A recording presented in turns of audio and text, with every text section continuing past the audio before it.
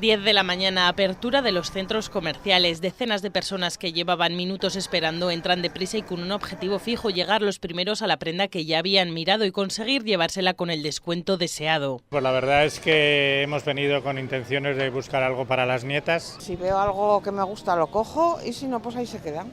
Sí, he comprado algo, pero el precio de ayer.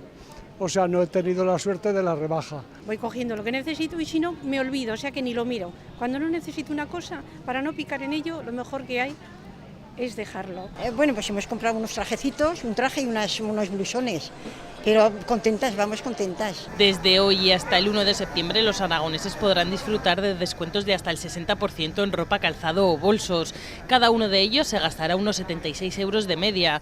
El Corte Inglés espera en este primer día de rebajas unas 100.000 personas en sus establecimientos. La verdad es que sí, esperamos un crecimiento con respecto a la campaña de rebajas del año anterior.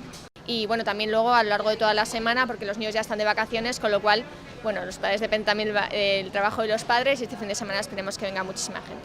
Los aragoneses esperan cada vez más a la temporada de rebajas para conseguir lo que necesitan a un precio asequible, aunque tengan que rebuscar para encontrarlo.